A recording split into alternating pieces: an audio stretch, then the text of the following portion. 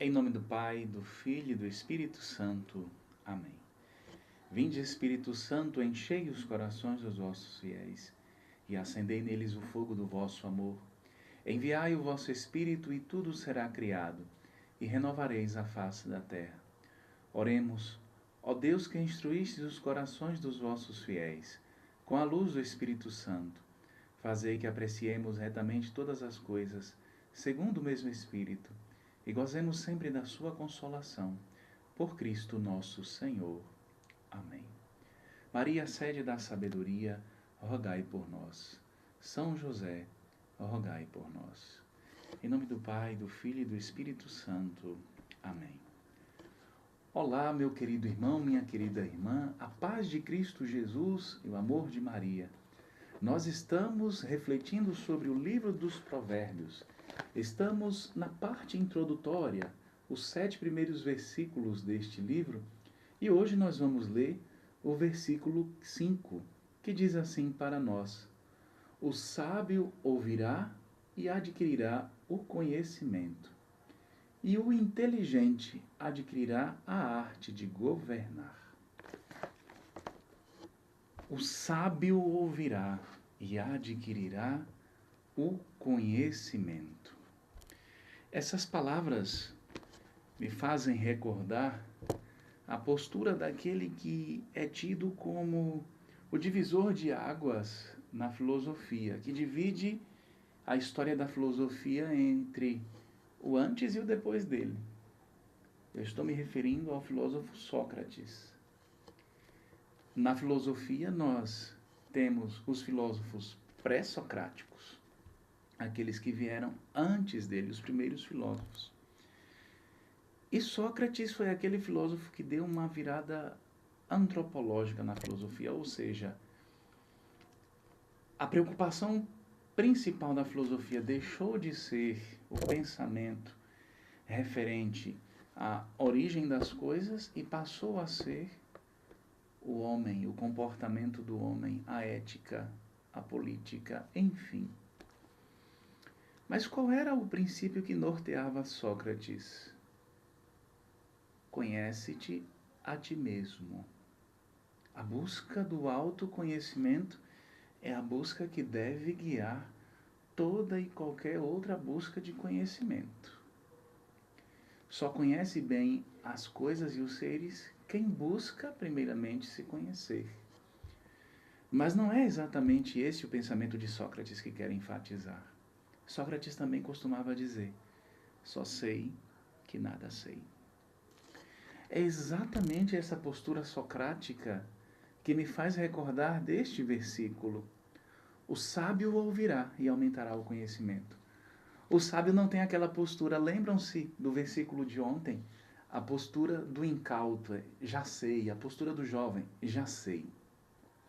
O sábio, ele reconhece que o que sabe é uma pequena gota no oceano do conhecimento humano. Agora imagina se no oceano do conhecimento acumulado por toda a humanidade, o que eu sei, o que eu conheço, é uma pequena gota. Imagine no que diz respeito a Deus, que é a própria sabedoria. Só sei que nada sei. Buscar sempre conhecer, sempre entender. Essa é uma postura humilde. Essa é a postura de quem busca verdadeiramente entender o sentido das coisas. O sábio ouvirá e aumentará o conhecimento.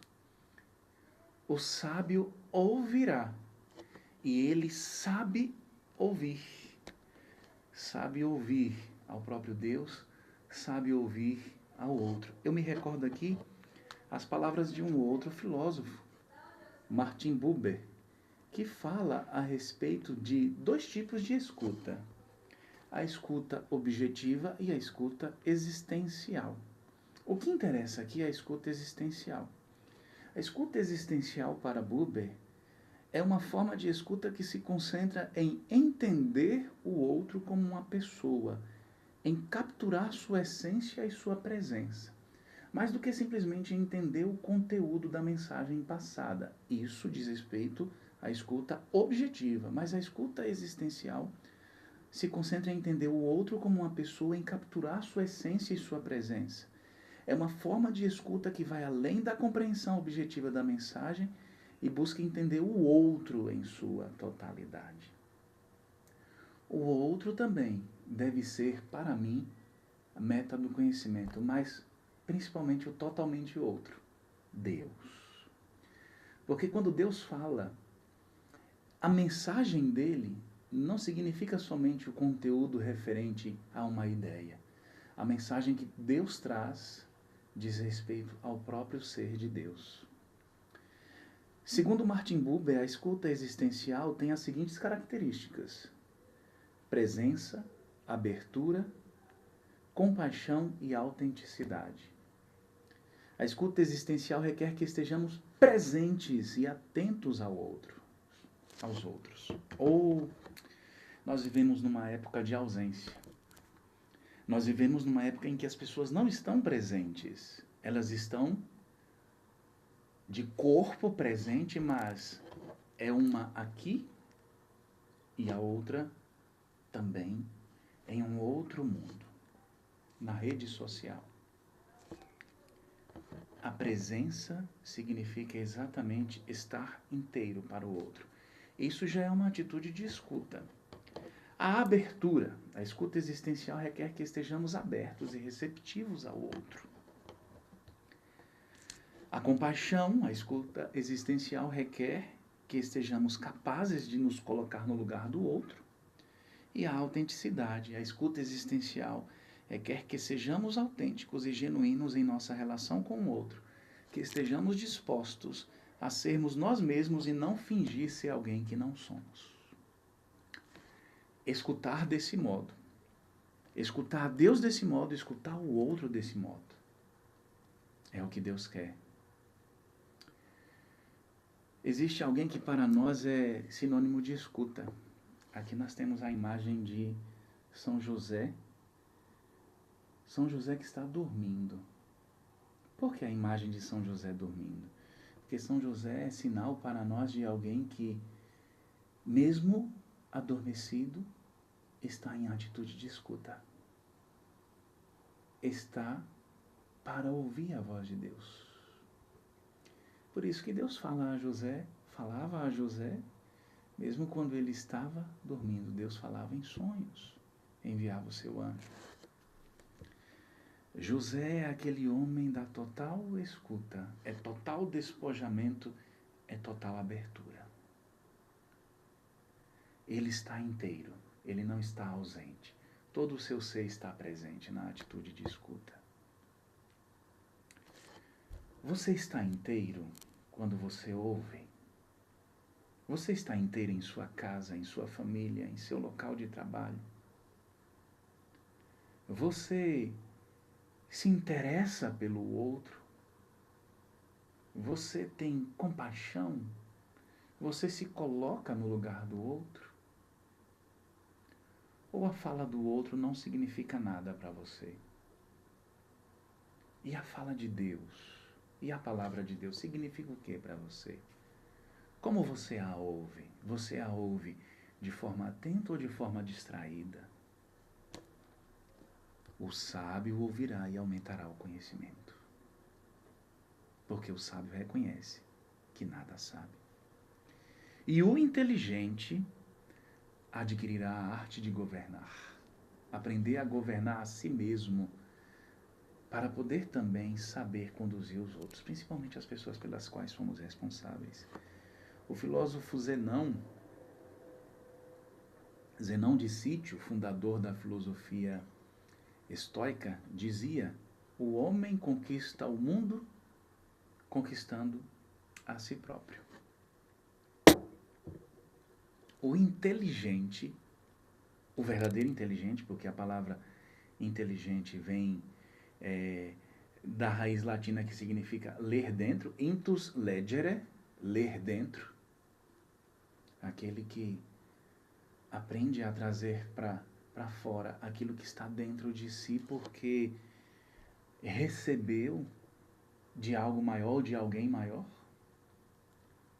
Por isso que na passagem do Evangelho de São Lucas, do encontro de Jesus com Emaús fala que Jesus abriu para eles a inteligência da fé para que eles pudessem entender as Escrituras, ler dentro o sentido real das Escrituras. O inteligente, ele aprende a se governar, a conduzir a sua vida da forma que Deus quer. Essa é a inteligência da fé. Somente desse modo, ele sabe também conduzir os outros.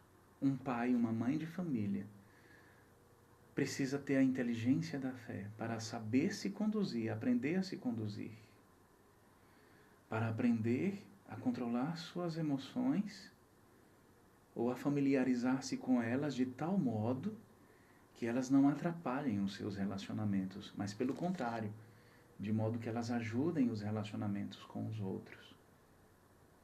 E somente assim poderá também conduzir os outros. De que modo que, por exemplo, uma mãe que não tem a virtude da temperança, que não tem a virtude do autocontrole, ensinará o seu filho, a sua filha, a ter o autocontrole. O inteligente, quando para ouvir, ele também aprende a arte de governar. Que o Senhor nos ajude, que o Senhor nos torne sábios, que o Senhor abra para nós a inteligência da fé e que deste modo nós possamos reconhecer que nada sabemos e que precisamos buscar a cada dia e que desse modo aprendamos a nos governar e a ajudar os outros a se autogovernarem. Louvado seja nosso Senhor Jesus Cristo, para sempre seja louvado. Fique na paz do Senhor.